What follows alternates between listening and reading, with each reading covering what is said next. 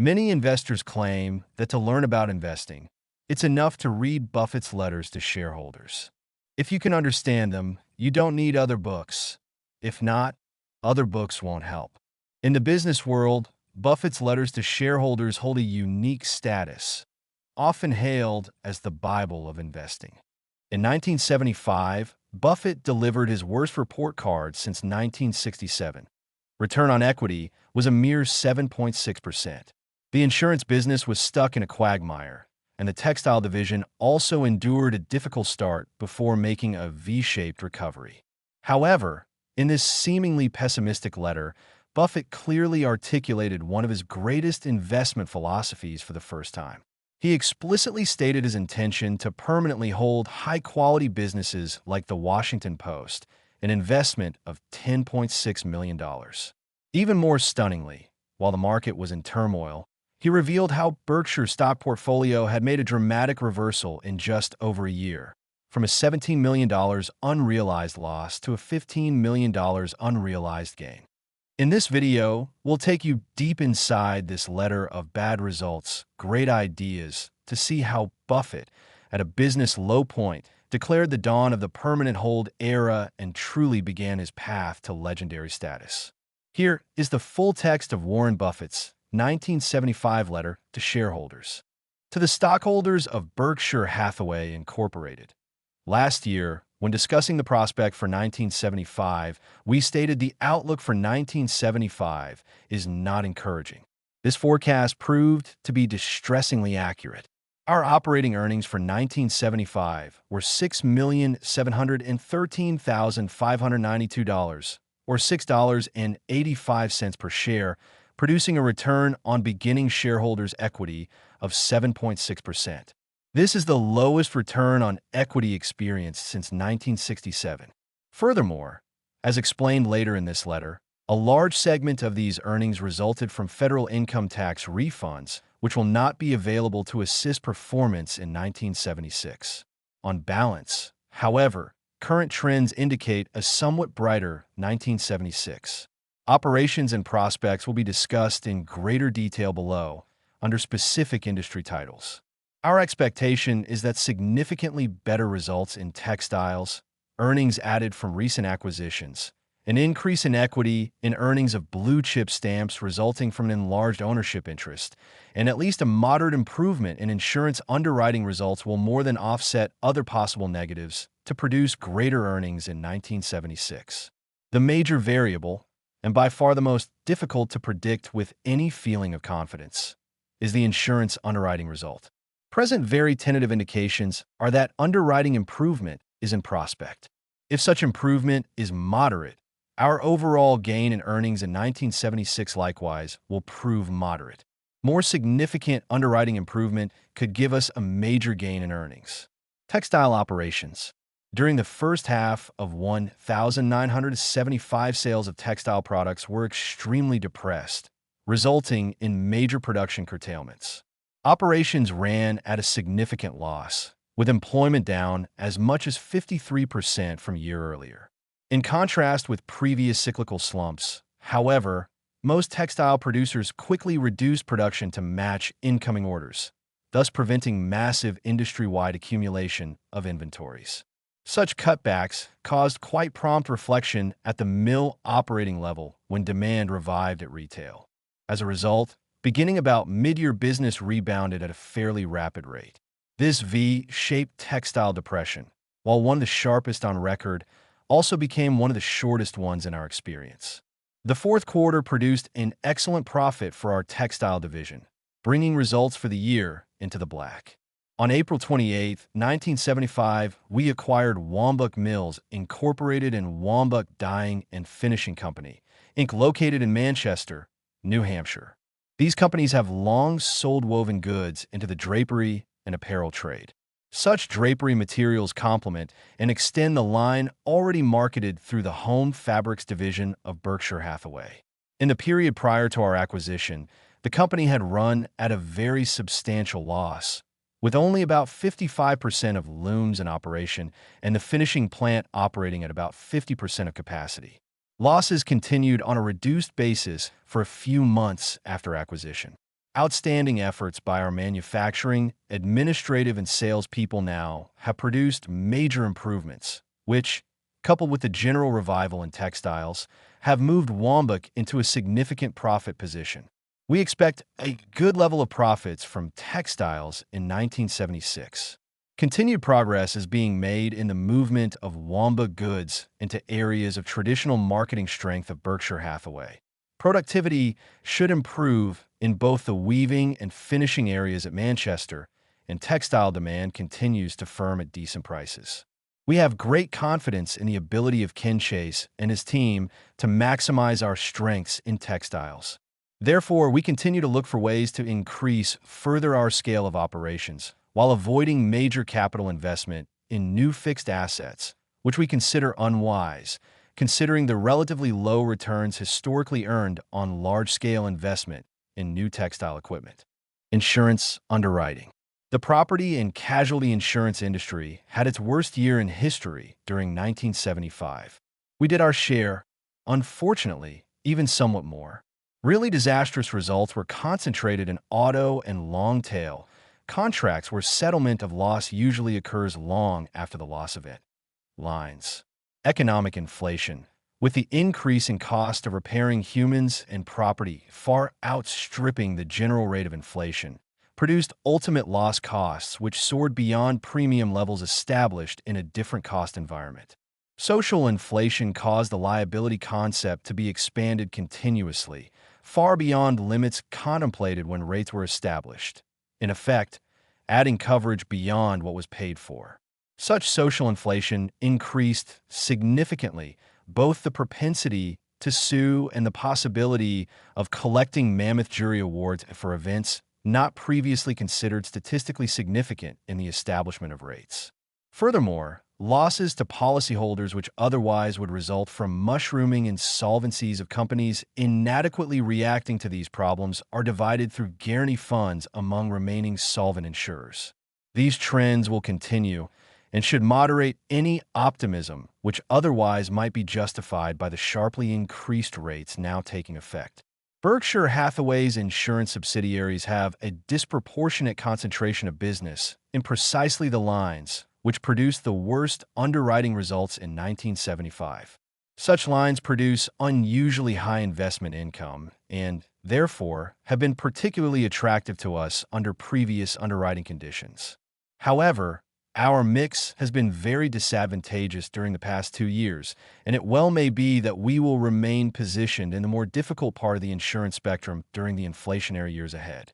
The only segment to show improved results for us during 1975 was the home state operation, which has made continuous progress under the leadership of John Ringwald. Although still operating at a significant underwriting loss, the combined ratio improved from 1974. Adjusted for excess costs attributable to operations still in the startup phase, underwriting results are satisfactory. Texas United Insurance Company, a major problem a few years ago, has made outstanding progress since George Billing has assumed command. With an almost totally new agency force, Texas United was the winner of the Chairman's Cup for achievement of the lowest loss ratio among the home state companies. Cornhusker Casualty Company, oldest and largest of the home state companies, continues its outstanding operation with major gains in premium volume and a combined ratio slightly under 100.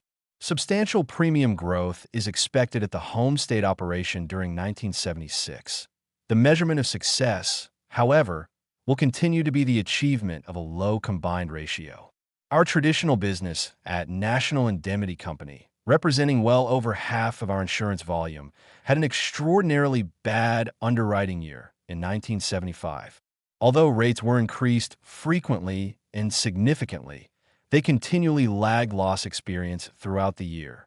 Several special programs instituted in the early 1970s have caused significant losses, as well as a heavy drain on managerial time and energies. Present indications are that premium volume will show a major increase in 1976, and we hope that underwriting results will improve. Reinsurance suffered the same problems as our direct business during 1975. The same remedial efforts were attempted. Because reinsurance contract settlements lag, those of direct business. It well may be that any upturn in results from our direct insurance business will precede those of the reinsurance segment. At our home and automobile insurance company subsidiary, now writing auto business only in the Cook County area of Illinois, experience continued very bad in 1975, resulting in a management change in October. John Seward was made president at that time and has energetically and imaginatively implemented a completely revamped underwriting approach. Overall, our insurance operation will produce a substantial gain in premium volume during 1976. Much of this will reflect increased rates rather than more policies. Under normal circumstances, such a gain in volume would be welcome, but our emotions are mixed at present. Underwriting experience should improve, and we expect it to, but our confidence level is not high. While our efforts will be devoted to obtaining a combined ratio below 100, it is unlikely to be attained during 1976. Insurance investments. Gains in investment income were moderate during 1975 because premium volume remained flat and underwriting losses reduced funds available for investment. Invested assets, measured at cost at year-end, were close to identical with the level at the beginning of the year. At the end of 1974, the net unrealized loss in the stock section of our portfolio amounted to about $17 million, but we expressed the opinion, nevertheless, that this portfolio overall represented good value at its carrying value of cost. During 1975, a net capital loss of $2,888,000 before tax credits was realized, but our present expectation is that 1976 will be a year of realized capital gain. On March 31st, 1976, our net unrealized gains applicable to equities amounted to about $15 million. Our equity investments are heavily concentrated in a few companies which are selected based on favorable economic characteristics, competent and honest management, and a purchase price attractive when measured against the yardstick of value to a private owner. When such criteria are maintained, our intention is to hold for a long time. Indeed, our largest equity investment is 467,150 shares of Washington Post B stock with a cost of $10.60 million, which we expect to hold permanently. With this approach, stock market fluctuations are of little importance to us, except as they may provide buying opportunities, but business performance is of major importance. On this score, we have been delighted with progress made by practically all of the companies in which we now have significant investments.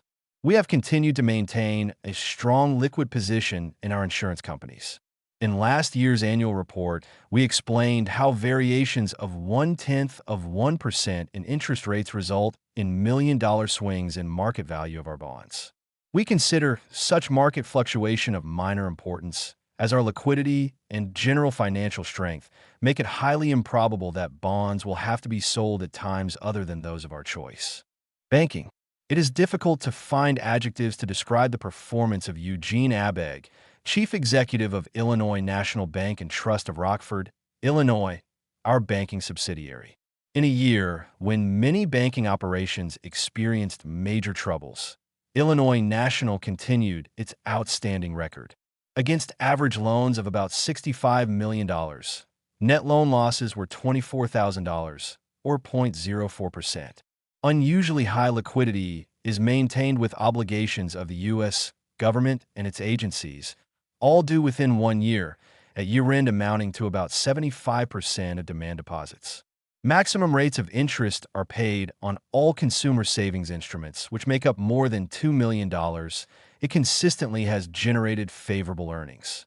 Positioned as we now are with respect to income taxes, the addition of a solid source of taxable income is particularly welcome.